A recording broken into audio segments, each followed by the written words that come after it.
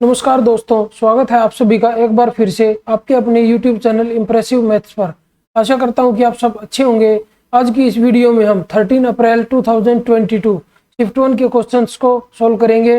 तो चलिए स्टार्ट करते हैं अपने क्वेश्चन नंबर 1 से। क्वेश्चन नंबर 1 में हमें दिया होगी 13 A, B और C, चार अलग अलग संख्याएं हैं ये चार, और संख्याओं के प्रत्येक जोड़े 13 और A, 13 और B का जोड़ा है, 13 और C का जोड़ा है। उनका HCF मेरे को दिया हुआ है कि उनका HCF है मेरे पास 13, जहां A, B, C प्रत्येक 60 से कम है और A छोटी है B से और B छोटी है C से।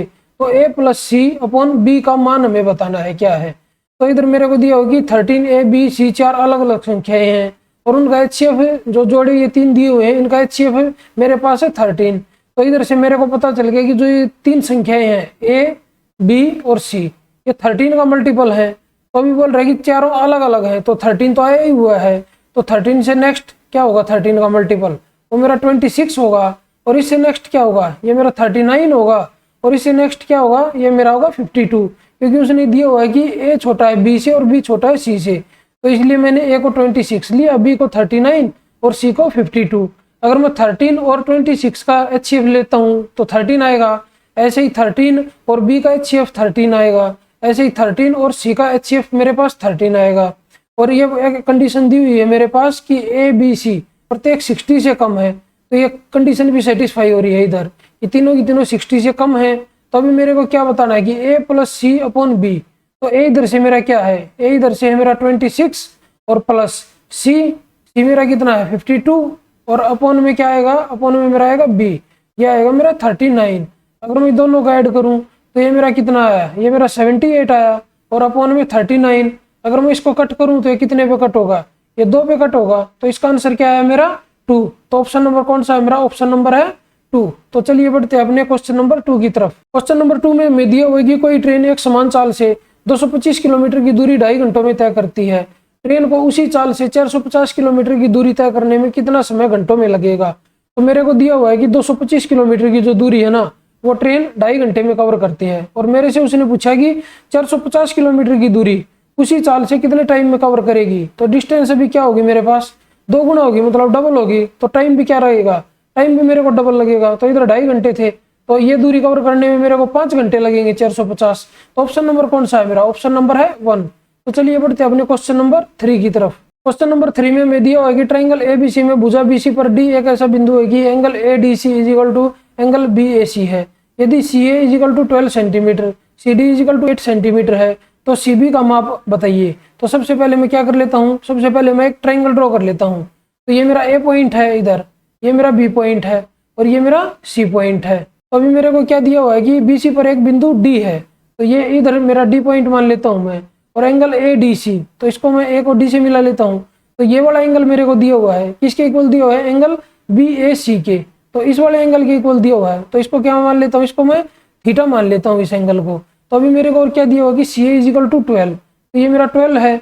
और CD is equal to 8 centimetre, ये मेरा 8 है। तो CB की लेंथ हमें बतानी है, तो CB ये वाली पूरी की पूरी है इधर से लेके इधर तक, तो इसको मैं x मान लेता हूँ। तो अभी मेरे को क्या देखना है इसमें से कि ट्राइंगल AB और C, ये वाली ट्राइंगल, और ट्राइंगल AD और C, ये वाली ट्राइंगल, इन दोनों में ये वाला एंगल इक्वल है।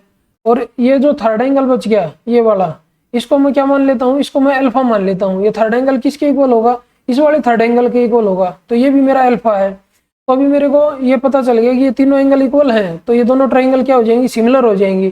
तो सिमिलरिटी की क्या प्रॉपर्टी होती है वो मेरे को लगानी है। तो x सबसे पहले मैं लिख लेता हूँ, x के अपोन में क्या आएगा, x के अपोन में आएगा ये थीटा के सामने वाली भुजा के सामने है ये एंगल। तो इधर थीटा के सामने कौन सी भुजा है, तो ये 12 हो जाएगी और इक्वल टू। तो इसमें मैं देख लेता हूँ अभी इधर अल्फा के सामने कौन सी भुजा है, ये इस ट्राइंगल में देखूंगा सबसे पहले मैं ABC में, इसके सामने कौन सी भुजा है मेरे पास 12 है। तो ट्राइंगल ADC में अल्फा के सामने कौन सी भुजा है मेरे पास 8 सेंटीमीटर। तो अभी मेरे को किसको क्या करना है, सोल्व करना है। तो ये x क्या हो जाएगा, x equal to 12 into 12 upon में 8।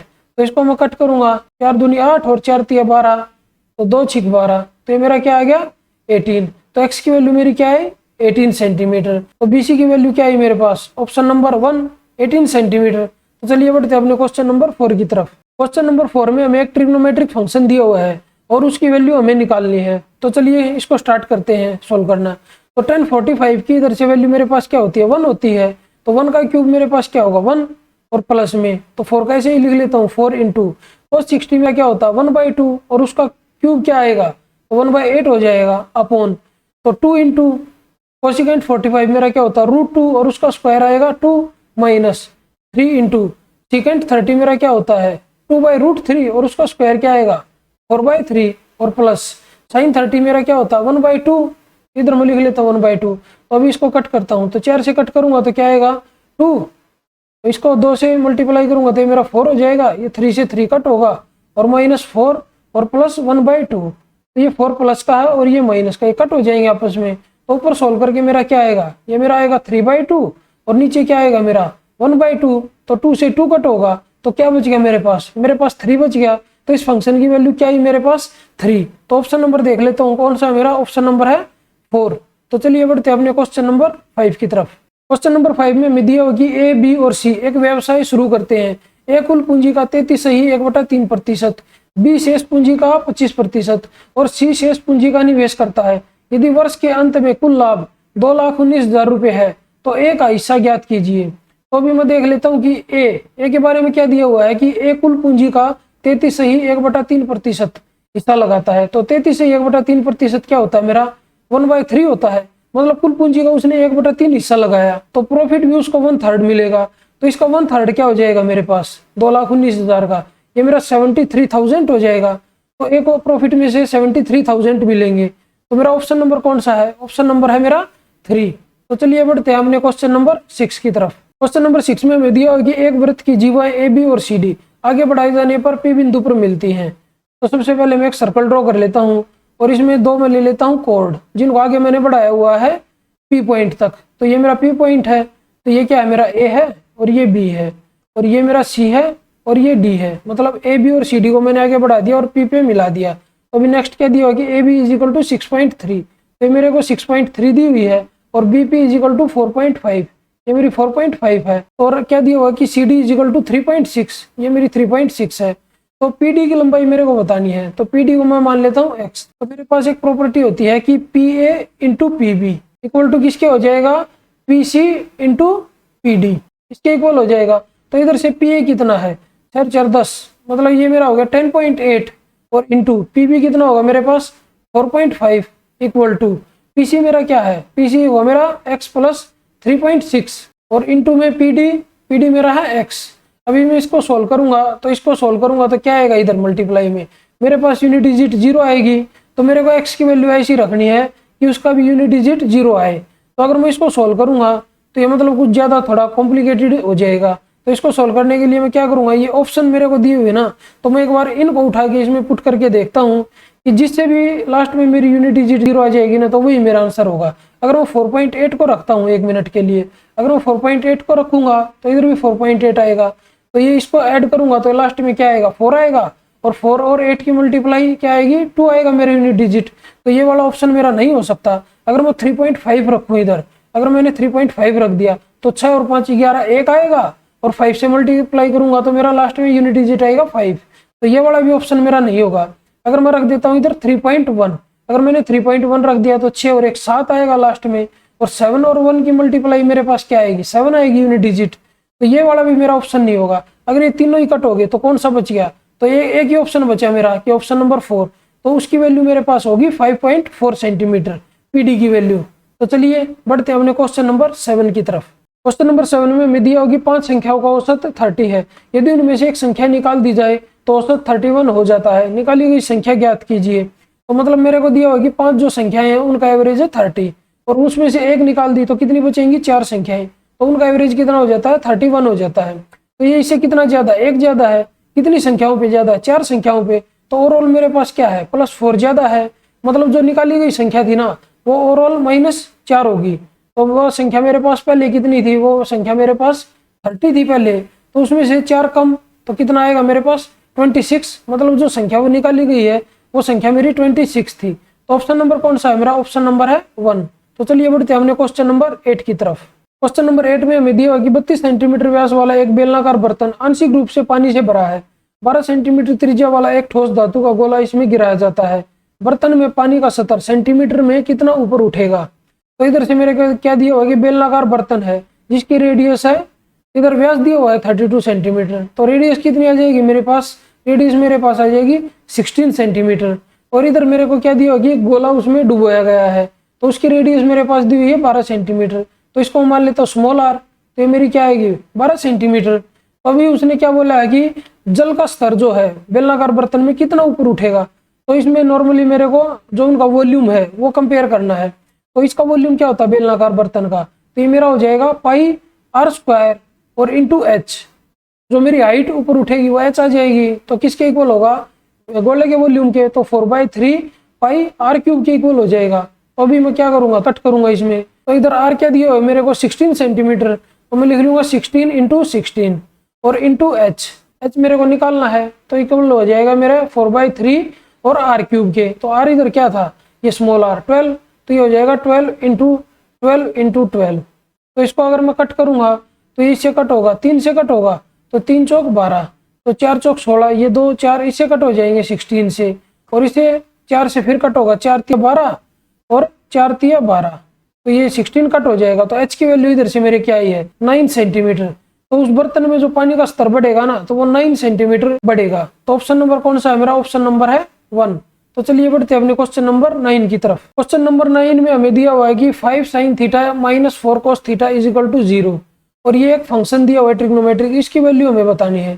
तो इधर से अगर मैं इसको 4 cos थीटा को इधर लेके आऊंगा तो ये क्या हो जाएगा 5 sin थीटा इक्वल टू हो जाएगा मेरा 4 cos थीटा के। तो अभी मेरे से क्या पूछा है कि 5 sin theta plus 2 cos theta upon में 5 sin theta plus 3 cos theta. तो इधर से मैं क्या करूंगा 5 sin थीटा की वैल्यू डायरेक्ट रख देता हूँ, तो ये 4 cos थीटा इसकी वैल्यू, और 2 cos थीटा पहले ही था तो ये क्या हो गया 6 cos थीटा, और अपॉन में इधर 5 sin थीटा इसकी वैल्यू फिर क्या हो जाएगी 4 cos थीटा, और 3 cos थीटा पहले ही था तो ये हो जाएगा मेरा 7 cos थीटा। तो cos थीटा से cos थीटा कट होगा तो क्या बचेगा मेरे पास 6/7। तो ऑप्शन नंबर कौन सा है मेरा, ऑप्शन नंबर है 2।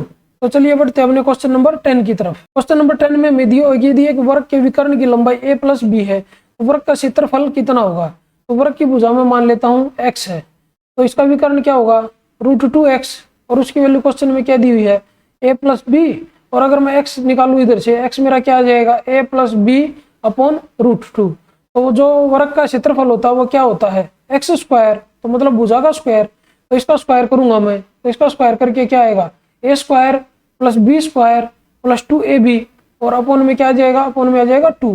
तो इसको और सिंप्लीफाई करके मैं क्या लिख सकता हूँ, इसको मैं लिख सकता हूँ कि a square plus B square upon में 2 और प्लस में ab। तो ये मेरा एरिया आ जाएगा उसका स्क्वायर का। तो कौन सा ऑप्शन है, तो ये वाला ऑप्शन है मेरा, ऑप्शन नंबर 2।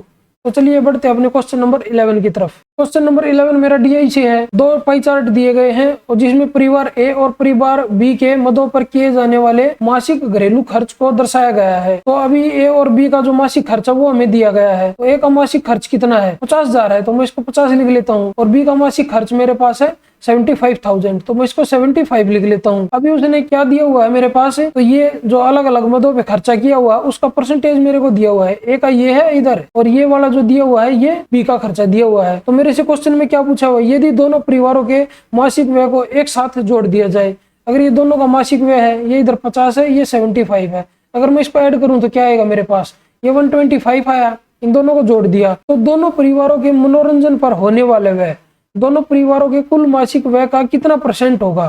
तो मनोरंजन कौन सा है दोनों में, तो इधर एंटरटेनमेंट ये है 10%, तो ए का 10% कितना आएगा मेरे पास 5 आएगा। तो बी में क्या है एंटरटेनमेंट 12% है, तो इसका 12%, या तो मैं ऐसा करूंगा 12 का 75% निकाल लेता हूँ। तो 75% क्या होता है मेरा 3/4, तो 12 का 3/4 कितना आएगा मेरा, तो मेरा 9 आ जाएगा। तो एंटरटेनमेंट पे दोनों का ए और बी का मिला के कितना खर्चा होगा 14 होगा, और टोटल कितना था ए और बी का 125 था, तो अपॉन में 125, तो मेरे को परसेंटेज बताना है, तो 100 से मैं मल्टीप्लाई करूंगा। तो अभी इसको मैं कट कर लेता हूँ, 25 पंजे 125 और 25 चौका 100, तो ये कितना आ गया 14 चौक 56/5।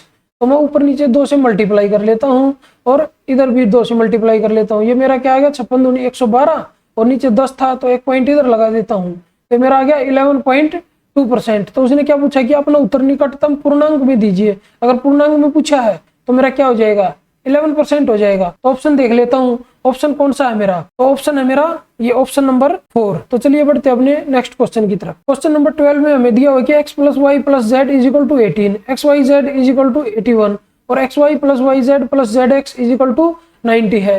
तो x cube plus y cube plus z cube plus x y z का मान क्या है। तो सबसे पहले मेरे को इसका फॉर्मूला लिखना है। X cube plus y cube plus z cube मेरा क्या होगा, ये मेरा हो जाएगा x plus y plus z और इंटू में मेरा आएगा एक्स प्लस वाई और प्लस जेड इसका होल स्क्वायर और minus 3 x y plus y z और प्लस जेड एक्स और मेरा क्या आ जाएगा प्लस में 3x वाई और जेड और क्या निकालना है प्लस में एक्स वाई जेड, ये मेरा इसके साथ था। अभी इसमें x plus y plus z की वैल्यू क्या दी हुई है मेरे को 18 दी हुई है और इंटू में x plus y plus z का होल स्क्वायर तो क्या आ जाएगा 324 और minus x y plus y z plus z x मेरे को 90 दिया हुआ उसका 3 टाइम्स कितना होगा 270 और ब्रैकेट बंद प्लस 3x वाई जेड कितना 81 तो ये हो जाएगा मेरा 243 और प्लस में 81। अब इसको सॉल्व करूंगा तो क्या आएगा मेरा 18 इंटू ये कितना हो जाएगा, ये मेरा आएगा 54 और प्लस में 243 और 81 मेरा क्या होता है, ये मेरा 324। अगर मैं दोनों को मल्टीप्लाई करूं तो क्या आएगा 18 चौक 72 2 7 18 95 और 7 97 972 और प्लस 324। अगर मैं दोनों का ऐड करूं तो ऐड करके मेरा कितना आ जाएगा, ये मेरा आ जाएगा 1296। तो ऑप्शन नंबर कौन सा है मेरा, ऑप्शन नंबर है 2। तो चलिए बढ़ते हैं अपने क्वेश्चन नंबर 13 की तरफ। क्वेश्चन नंबर 13 में हमें दिया होगी एक चाय बेचने वाला ₹9 प्रति कप चाय बेचकर 50% लाभ कमाता था। जब सामग्री की कीमत में 25% की वृद्धि हुई तो उसने ₹10 प्रति कप मूल्य पर चाय बेचना शुरू कर दिया। अब उसका लाभ प्रतिशत क्या है, मतलब वो 9 रुपए में बेच रहा था ना तो उसको 50% का लाभ होता था। अगर मेरे को सीपी निकालना है तो मैं क्या करूंगा, इसको 150 बटे 100 तो उसको उल्टा करना है मेरे को तो 2/3। तो सीपी मेरा क्या आ गया इधर से, तो सीपी मेरा निकल के आया 6 रुपए। अभी बोल रहा है कि जो सामग्री की कीमत थी वो 25% की वृद्धि हुई, मतलब 25% इसका क्या होगा 1.5 होगा। तो इसमें बढ़ाऊंगा तो कितना हो जाएगा मेरे पास अभी 7.5। तो मतलब उसकी कुल लागत अभी होगी 7.5। मतलब ये मेरा सीपी और उसने क्या दिया होगी 10 रुपए प्रति कप मूल्य पर बेच दिया। तो उसका एसपी क्या है अभी 10 है, मतलब 7.5 रुपए की चीज उसने 10 रुपए में बेच दी तो उसको कितना प्रॉफिट होगा, उसको 2.5 रुपए का प्रॉफिट होगा। कितने पे 7.5 पे और इंटू में करूंगा परसेंटेज निकालने के लिए 100 तो इससे मैं कट करूंगा इसको, क्या आएगा 3। तो 100/3 मेरा क्या होता है 33.1% मतलब उसको 33.1% का लाभ होगा। तो ऑप्शन नंबर कौन सा है मेरा, ऑप्शन नंबर है 3। तो चलिए बढ़ते हैं अपने क्वेश्चन नंबर 14 की तरफ। क्वेश्चन नंबर 14 में मेरे को दिया हुआ है यदि 4 आदमी और 6 लड़के किसी काम को 8 दिन में कर सकते हैं और 6 आदमी और 4 लड़के उसी काम को 7 दिन में कर सकते हैं तो 5 आदमी और 4 लड़के उसी काम को कितने दिन में करेंगे। तो मैं क्या करवाता हूँ, इनको 1 दिन में करवा लेता हूँ। तो 1 दिन में करवाने के लिए लड़के और ये आदमी मेरे पास ज्यादा होंगे तो ये मेरे पास आ जाएगा एक इक्वेशन लिख लेता हूँ मैं कि 8 चौक 32 तो 32 तो आदमी है और प्लस 8 छिक 48 ये बॉयज हैं, इसके इक्वल हो जाएंगे तो 7 छिक 42 तो 42 आदमी और प्लस 28 लड़कों के बराबर हो जाएंगे। तो अभी मैं मैन को एक तरफ लेके जाता हूँ और बॉयज को एक तरफ लेके जाता हूँ। तो मैन को मैं एक तरफ लेके आऊंगा तो कितना हो जाएगा मेरे पास 10 मैन इज इक्वल टू 28 को मैं इधर लेके आऊंगा तो मेरा हो जाएगा 20 बॉयज। तो एक आदमी इक्वल टू मेरे पास आ गया 2 बॉयज के। अगर मैं इनकी एफिशिएंसी निकालूं तो एफिशिएंसी और रेशियो मेरे पास आएगा 2:1। तो मैं किसी भी एक इक्वेशन से पहले टोटल काम निकाल लेता हूँ, इस वाली में लिख लेता हूँ मैं। तो ये कितना होगा 32 दूनी 64 64 और 48 64 और 48 तो टोटल का काम ये हो जाएगा मेरा। तो ये आएगा 2 और 6 और 4 10 और 1 11 तो टोटल काम मेरे पास आया 112। अब ये बोल रहा है कि 5 आदमी और 4 लड़के उसी काम को कितने दिन में करेंगे। तो आदमी की एफिशिएंसी कितनी है 2 तो टोटल कितनी हो जाएगी 10 और लड़कों की कितनी है 1 तो ये हो जाएगा 4 तो 10 और 4 14 टोटल एफिशिएंसी कितनी होगी 14। तो पूरे काम को कितने दिन में कर देंगे 14 8 112 मतलब 8 दिन में निपटा देंगे इस काम को। तो ऑप्शन नंबर कौन सा मेरा, ऑप्शन नंबर है 2। तो चलिए बढ़ते हैं अपने क्वेश्चन नंबर 15 की तरफ। क्वेश्चन नंबर 15 में विधि होगी एक दुकानदार किसी वस्तु के अंकित मूल्य पर 28% की छूट देने के बाद भी 20% का लाभ प्राप्त करता है। यदि वह एक वस्तु को बेचने पर 3080 का लाभ प्राप्त करता है तो वस्तु का विक्रय मूल्य क्या होगा। तो मैं सीपी इसमें मान लेता हूँ मेरा 100 है तो एसपी मेरा क्या हो जाएगा, एसपी मेरा हो जाएगा 120 क्योंकि उसने बोला कि 20% का लाभ प्राप्त करता है। तो अभी इसमें डिफरेंस कितना है सीपी और एसपी में 20 का डिफरेंस है और क्वेश्चन में वो कितना दिया हुआ है कि 3080 मतलब 20 की वैल्यू मेरे को 3080 दी हुई है क्वेश्चन में। तो मेरे को क्या निकालनी है, मेरे को 120 की वैल्यू निकालनी है, क्योंकि उसने पूछा कि वस्तु का विक्रय मूल्य क्या है, और विक्रय मूल्य इधर से क्या है 120। तो 120 की वैल्यू क्या हो जाएगी, तो ये इसका कितने गुना है, इसका 6 गुना है, तो इसका भी ये 6 गुना हो जाएगा। तो इसको 6 गुना करूंगा तो ये कितना हो जाएगा, 6 8 48, तो ये हो गया 480 और 6 3 18, तो मेरा आया 18,480 रुपये उसका विक्रय मूल्य। तो ऑप्शन नंबर कौन सा मेरा, ऑप्शन नंबर है 2, 18,480। तो चलिए बढ़ते हैं अपने क्वेश्चन नंबर 16 की तरफ। क्वेश्चन नंबर 16 मेरा सिंप्लीफिकेशन से है। हमें एक फंक्शन दिया हुआ है और इसकी वैल्यू मेरी इक्वल टू है 0.08 के, तो हम x का मान पूछा है। तो चलिए इसको सोल्व कर लेते हैं। अगर मैं इसको 5 को इसके साथ मल्टीप्लाई करूं तो क्या आएगा मेरा 5 माइनस एक्स और ब्रैकेट बंद और माइनस ब्रैकेट शुरू 5 माइनस एक्स और माइनस, ये मेरा हो जाएगा 1/200 और इधर ब्रैकेट में क्या था 20 माइनस एक्स इक्वल टू था मेरा 0.08। इसको मैं क्या लिख लेता हूँ 8/100 लिख लेता हूँ इसको। तो 2 जीरो से इधर 2 जीरो कट होंगे और ये 5 माइनस एक्स इधर माइनस का है और इधर प्लस का, ये कट होगा। तो ये बार एक माइनस था, इसको मैं अंदर लेके जाऊंगा तो क्या आएगा -20 प्लस एक्स इक्वल टू हो जाएगा, ये 2 इधर था इसके साथ मल्टीप्लाई होगा इधर जाके तो ये 16 हो जाएगा। तो ये -20 इधर जाएगा तो x की वैल्यू इधर से मेरे पास कितनी आएगी निकल गई, तो इधर जाके प्लस होगा तो x की वैल्यू मेरे पास आई 36। तो ऑप्शन नंबर कौन सा मेरा, ऑप्शन नंबर है 1। तो चलिए बढ़ते अपने क्वेश्चन नंबर 17 की तरफ। क्वेश्चन नंबर 17 में हमें दिया होगी एक त्रिभुज ABC में D और E BC पर ऐसे बिंदु है कि AD = AE। तो सबसे पहले मैं क्या करता हूँ, एक ट्रायंगल ड्रॉ कर लेता हूँ। ये मैंने एक ट्रायंगल ड्रॉ कर ली, ये मेरा है A पॉइंट, ये है मेरा B पॉइंट और ये है मेरा C पॉइंट। अभी BC पर 2 बिंदु दिए हुए हैं D और E, तो ये मेरा D पॉइंट है और ये है मेरा E पॉइंट, तो ये D और ये E। तो अभी मैंने इसको मिला लिया, A को D से और A को E से। अभी क्वेश्चन में दिया हुआ है कि AD = AE, तो ये वाली भुजा इस भुजा के इक्वल है और एंगल BAD, एंगल BAD ये वाला एंगल इस एंगल के इक्वल है EAC के इक्वल है। तो अभी क्या दिया हुआ है कि यदि AB = 2P + 3, तो ये AB = मेरा 2P + 3 है और BD = 2P है, तो ये वाला 2P है। AC = ये वाली भुजा मेरी है 3Q - 1 और CE = है Q, ये वाली Q के इक्वल है।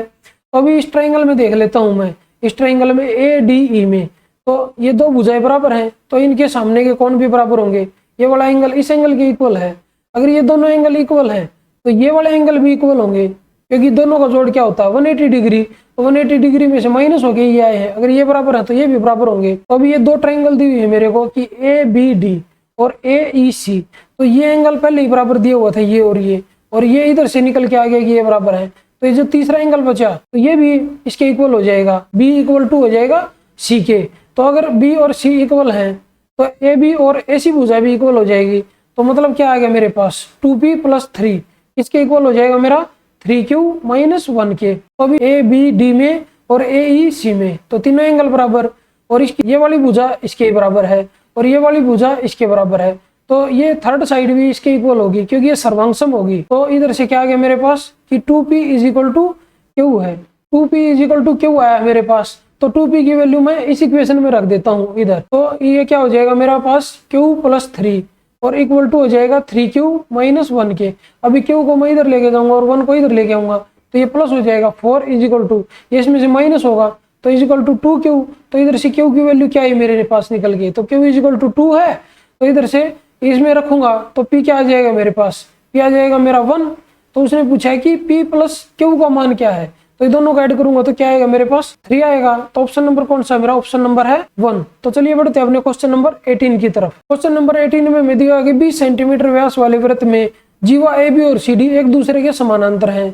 BC व्यास है, यदि AB वृत्त के केंद्र से 6 सेंटीमीटर की दूरी पर है तो जीवा CD की लंबाई ज्ञात करें। तो सबसे पहले मैं एक सर्कल ड्रॉ कर लेता हूँ।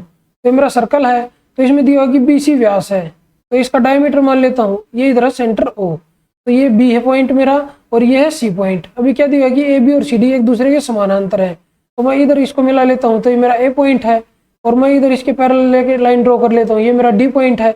अभी AB और CD पैरेलल दिए हुए हैं मेरे को। तो अभी क्या बताया उसने कि AB वृत्त के केंद्र से 6 सेंटीमीटर की दूरी पर स्थित है। तो ये इधर से जो ये मेरे को लेंथ दी हुई है 6 सेंटीमीटर मेरे को दी हुई है और 20 सेंटीमीटर इसका व्यास था, डायमीटर था, तो इसकी रेडियस 10 और 10 हो जाएगी। अगर ये 10 है ये 6 है तो ये मेरी क्या हो जाएगी 8। अगर ये 8 है तो ये भी मेरी 8 हो जाएगी। तो जी व सी डी की लंबाई हमें बतानी है। तो अभी मैं ओ को ए के साथ मिला लेता हूँ और ओ को डी के साथ मिला लेता हूँ। तो ये भी 10 और 10 होंगी, तो इधर भी 10 और इधर भी 10। अगर मैं ये दो ट्राइंगल देखूं, ओ ए बी और ओ सी डी, दोनों की दोनों ट्राइंगल सर्वांगसम हो जाएंगी, मतलब कॉन्ग्रुएंट हो जाएंगी। तो अगर ए बी इजिकल टू मेरा कितना है 16 है, तो सी डी भी मेरा क्या हो जाएगा, तो सी डी भी मेरा 16 हो जाएगा। तो ऑप्शन नंबर कौन सा है मेरा, ऑप्शन नंबर है 4। तो चलिए बढ़ते हैं अपने क्वेश्चन नंबर 19 की तरफ। क्वेश्चन नंबर 19 में दिया होगी 120 मीटर की ऊंचाई पर उड़ने वाली एक पतंग एक डोरी से जुड़ी हुई है जो क्षैतिज के साथ 60 डिग्री का कोण बनाती है। तो डोरी की लंबाई मीटर में कितनी है। तो इधर ये मेरी पतंग है, तो ये इधर एक डोरी के साथ जुड़ रही है, तो क्षैतिज के साथ एक एंगल बनाती है 60 डिग्री। तो ये एंगल है मेरा 60 डिग्री और कितनी ऊंचाई पर उड़ती है, वो 120 मीटर की ऊंचाई पर उड़ती है। तो अभी उसने मेरे से पूछा कि डोरी की लंबाई, तो ये वाली लेंथ मेरे को बतानी है। तो अगर ये 60 होता है तो मेरे को पता है इसके सामने √3 होगा और ये 1 होगा और ये मेरा होगा 2। अभी √3 की वैल्यू कितनी दी हुई है 120, तो 2 की वैल्यू मेरे को निकालनी है। तो 2 की वैल्यू कैसे निकलेगी, 120 इंटू 2 और अपॉन में √3। तो इसको रेशनलाइज करूंगा तो √3 से मल्टीप्लाई करूंगा और √3 से डिवाइड करूंगा। तो नीचे क्या आ गया, इस दोनों को मल्टीप्लाई करके 3, तो ये इससे कट होके कितना आ जाएगा, ये मेरा आ जाएगा 40, तो मेरा हो जाएगा 80√3। तो डोरी की जो लेंथ है वो मेरे पास आएगी 80√3 मीटर। ऑप्शन नंबर कौन सा है मेरा, ऑप्शन नंबर है 4। तो चलिए बढ़ते हैं अपने क्वेश्चन नंबर 20 की तरफ। क्वेश्चन नंबर 20 मेरा DI से है। दिया हुआ है कि निम्न पाई चार्ट प्रतिदिन बेचे जाने वाले वेनिला केक और चॉकलेट केक की कुल संख्या का प्रतिशतवार विवरण दर्शाता है। एक सप्ताह में बेचे गए केक की कुल संख्या 10,500 है। निम्न पाई चार्ट का ध्यानपूर्वक अध्ययन करें और दिए गए प्रश्न का उत्तर दें। क्वेश्चन में मेरे से क्या पूछा होगी, शुक्रवार को बेचे गए वेनिला केक और चॉकलेट केक की बिक्री का अनुपात 4:3 है। यदि एक वेनिला केक का मूल्य 9 रुपए है और चॉकलेट केक का मूल्य 10 रुपए है, तो शुक्रवार को सभी वेनिला केक और चॉकलेट केक को बेचकर अर्जित कुल राशि है। तो मैं इधर लिख लेता हूँ, ये है मेरा वेनिला केक और ये है मेरा चॉकलेट केक, ये लिख लेता हूँ मैं। टोटल कितने बेचे गए हैं 10,500। अभी क्या उसने पूछा है कि शुक्रवार को, तो शुक्रवार कहाँ पे, ये है, तो मतलब 10%। तो टोटल कितने बेचे गए 10,500, तो इसका 10% कितना हो जाएगा मेरे पास, तो 1050, मतलब शुक्रवार को 1050 बेचे गए हैं। तो उसका रेशियो मेरे को दिया हुआ है कि वनीला केक कितने बेचे गए और चॉकलेट केक कितने बेचे गए। तो ये मेरा है 4:3 है। तो 4:3 में मेरे को इसको डिवाइड करना है, मतलब 7 की वैल्यू ये दी हुई है मेरे पास, तो 1 की वैल्यू इधर से क्या आ जाएगी मेरी, तो 7 एकम 7, 7 पंजे 35, तो 150 आ गई। तो किस रेशियो में थे, 4:3 में थे, तो इनकी वैल्यू क्या आ जाएगी, तो ये मेरे हो जाएंगे 600 और ये मेरे हो जाएंगे 450। तो अभी क्या बताया उसने कि वनीला केक का जो मूल्य है वो 9 रुपए है, तो इंटू 9 करूंगा टोटल रुपए निकालने के लिए, और चॉकलेट केक का मूल्य मेरे को दिया हुआ है 10 रुपए, तो इंटू 10 करूंगा, तो ये इधर से कितना आ जाएगा, ये मेरे पास आ जाएगा 4500 रुपए और ये मेरा आ गया 5400 रुपए। तो इसको मैं ऐड करूंगा तो क्या आ जाएगा मेरा 9900। ये है मेरा ऑप्शन नंबर 3, 9900। तो चलिए बढ़ते हैं हमने नेक्स्ट क्वेश्चन की तरफ। क्वेश्चन नंबर 21 में हमें दिया हुआ कि किसी राशि पर साधारण ब्याज राशि का 1/4 है। मतलब अगर मैं प्रिंसिपल 4 मान लेता हूँ तो सिंपल इंटरेस्ट क्या हो जाएगा मेरे पास 1 हो जाएगा। और क्या दिया हुआ है कि और प्रतिशत प्रति वर्ष ब्याज दर वर्षों की संख्या की 4 गुना है। तो टाइम अगर मैं T मान लेता हूँ तो रेट मेरा क्या हो जाएगा 40 हो जाएगा। अभी क्या दिया हुआ है, यदि ब्याज की दर में 2% की वृद्धि होती है तो 5000 पर 3 वर्षों के लिए साधारण ब्याज कितना होगा। तो इधर से सबसे पहले मेरे को क्या T निकालना है, तो R भी निकल जाएगा मेरा। तो मेरा क्या होता है SI इंटू 100 और अपॉन में P किसके इक्वल होता है मेरा R इंटू T के इक्वल होगा। तो R मेरा क्या है 40 और एक T इधर था तो ये कितना हो जाएगा 40 स्क्वायर। SI मेरा 1 है और इंटू 100 और प्रिंसिपल मेरा इधर से क्या है 4 है, तो 4 से कट करूंगा तो ये कितना आएगा 25। तो T इधर से मेरा क्या आ जाएगा, ये मेरा आ जाएगा 5/2। इधर से मेरे को R निकालनी है तो R की वैल्यू मेरे पास क्या आ जाएगी 4 इंटू 5/2, तो मेरा आया 10%। अभी वो बोल रहा है कि R की वैल्यू 2% की वृद्धि होगी R की वैल्यू में, तो R मेरे पास फाइनली कितनी आई 12%। और प्रिंसिपल इधर कितना दिया हुआ 5000 और कितने वर्षों के लिए 3 वर्षों के लिए। अगर मैं 5000 का 12% निकालूं तो कितना आ जाएगा 12 पंजे 60, तो मेरा कितना आ गया 600 रुपए। यह है मेरा 1 साल में। अगर 3 साल में निकालूंगा तो इंटू 3 तो कितना हो जाएगा मेरा 1800 रुपए। तो मतलब मेरे को 1800 रुपए सिंपल इंटरेस्ट मिलेगा।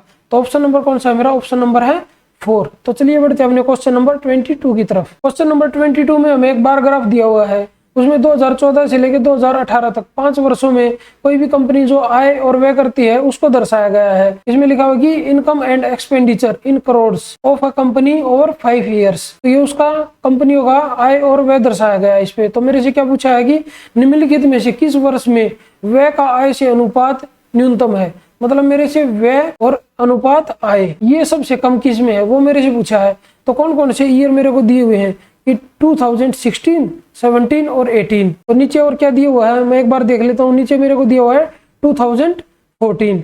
तो मेरे को 15 वाला नहीं निकालना, तो इसको मैं पहले ही कट कर देता हूँ। तो 14 में अगर मैं रेशियो निकालूं तो 25 से कट होगा, 25 नहीं 225 और 25 सते 175। तो इधर से मेरा रेशियो क्या आएगा, मेरे पास आएगा 7:9, क्योंकि व्यय और आय का अनुपात मेरे को निकालना है। तो रेड वाला क्या है मेरा, रेड वाला मेरा एक्सपेंडिचर है ये इधर, और ये ब्लू वाला क्या है मेरा इनकम है। तो मैंने लिख लिया 7:9। इसको मैंने छोड़ दिया 2015 को, क्योंकि ये मेरे को ऑप्शन में ही नहीं दिया हुआ है। तो इधर से मैं 16 में अगर चेक करूं रेशियो तो 25 एकम 25 और ये 7, 25 तिया 75। तो ये आ गया 25 एकम 25, 25 एकम 25। तो मेरा आ गया 11:13। तो इधर से मैं निकालूंगा तो क्या आएगा मेरा 25 एकम 25 और 25 चौका 100। तो इधर से क्या आएगा 25 एकम 25 और 25 दूनी 50। अगर मैं इसको और कट करूं तो मेरे पास क्या आ जाएगा 2 सते 14 और 2 छिक 12, 7:6। तो मैं इसको लिख लेता हूँ 6:7। तो इधर से इसको कट करके क्या आएगा मेरे पास 25 एकम 25, 25 चौका 100 और 25 एकम 25, 25 तिया 75। तो मैं इसको लिख लेता हूँ 13:14। अभी मेरे को बताना है कि जो ये रेशियो है सबसे कम किस में है। तो इधर मैं देख लेता हूँ, इधर 2 का डिफरेंस है, इधर 2 का डिफरेंस है, और इसमें 1 और 1 का डिफरेंस है। तो दोनों में से 1 का डिफरेंस है तो बड़ी कौन सी होगी, तो ये वाली बड़ी होगी, तो इसको मैं छोड़ देता हूँ। और जो ये जिनमें 2 का डिफरेंस है इनमें से बड़ी कौन सी होगी, ये वाली बड़ी होगी, तो इसको मैं छोड़ देता हूँ। तो इसमें से अभी मेरे पास बच गया 7/9 और मेरे पास बच गया 6/7। तो इसमें से जो कम रहेगा ना रेशियो तो वही मेरा आंसर होगा उसी ईयर का। तो मैं देख लेता हूँ कम कौन सा होगा, क्रॉस मल्टीप्लाई करता हूँ। तो इधर कितना आएगा मेरे पास 49, इधर मेरे पास कितना आएगा 54। तो ये 6/7 मेरी बड़ी रेशियो है, तो ये भी नहीं आएगी। तो बची कौन सी 7/9। तो इधर आया था मेरा 7/9। तो इधर कौन सा ईयर है मेरे पास 2014। तो आंसर मेरा हो जाएगा 2014। तो चलिए बढ़ते हैं अपने क्वेश्चन नंबर 23 की तरफ। क्वेश्चन नंबर 23 में मेरे को दिया हुआ है यदि 9 अंक वाली संख्या 7x 7 9 2 5 1 y और 8 36 से पूर्णतः विभाजित है तो y के अधिकतम मान के लिए 10x² - 3y² का मान ज्ञात करो। मतलब 36 से भाग होने का क्या मतलब है कि वो 4 और 9 से भी डिवाइड होगी। तो 4 से डिवाइड होने का क्या रूल होता है कि दो लास्ट की जो 2 डिजिट है वो 4 से डिवाइड होनी चाहिए। तो अभी उसने क्या दिया होगा y के अधिकतम मान के लिए, अगर ये 4 से डिवाइड करनी है लास्ट की 2 डिजिट तो ज्यादा से ज्यादा मान क्या ले सकता हूँ y का, तो y की वैल्यू मैं 8 ले सकता हूँ इधर कि 88 हो जाएगा और वो 4 से डिवाइड हो जाएगी। तो अभी 9 से डिवाइड होने के लिए मेरे को चेक करना है। तो अभी 9 से डिवाइड होने के लिए अगर मैं चेक करूँ तो सभी जो डिजिट मेरे को दी हुई है उनको ऐड करूंगा और वो मेरा डिविजिबल 9 से होना चाहिए उनका जोड़, तो वो 9 से डिवाइड हो जाएगी। तो मैं सभी को ऐड ना करके मैं ऐसा कर लेता हूँ, इसमें से 9 कट कर देता हूँ। तो 9 इधर था ये कट कर दिया, 7 और 2 9 कट कर दिया, तो इधर से 8 और 1 9 कट कर दिया। तो अभी मेरे पास क्या बचा 7 और 5 12, 12 और 8 20। 9 से मल्टीप्लाई होने के लिए कितने की कमी है, तो 7 की कमी है, तो 27 हो जाएगा। तो 9 से कट हो जाएगा। तो x की वैल्यू मेरे पास क्या आई, x की वैल्यू मेरे पास आई 7। तो इस इक्वेशन में मैं पुट कर देता हूँ 10x², x मेरे पास क्या था 7, तो ये क्या आ गया 7 7 49 और 10 मेरे पास 490 आया। तो इधर से क्या आया y 8 है, तो 8 8 64 और 64 दिया क्या होता है 192। तो इसमें से माइनस करना है मेरे को 192, तो लास्ट में क्या आएगा यूनिट डिजिट 8। तो यूनिट डिजिट में देख लेता हूँ, एक ही ऑप्शन में है मेरी, ऑप्शन नंबर 4 में, तो 298 मेरा आंसर होगा। तो चलिए बढ़ते हैं अपने क्वेश्चन नंबर 24 की तरफ। क्वेश्चन नंबर 24 में मैं दिया होगी 400 कर्मचारियों वाली एक फैक्ट्री में पुरुष कर्मचारियों की संख्या का महिला कर्मचारियों से अनुपात 5:3 है।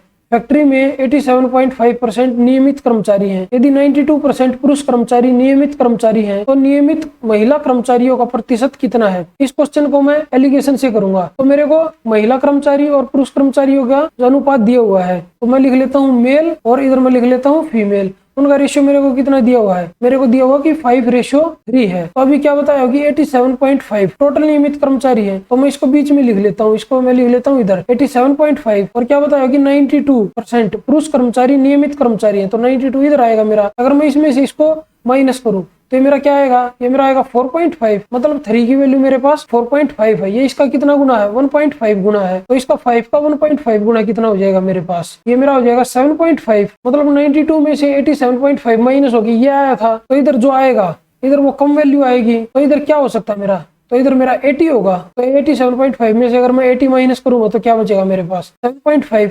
तो फीमेल का मेरा क्या निकल के आ गया 80% आ गया, तो 80% महिला कर्मचारी हैं जो वो नियमित कर्मचारी है।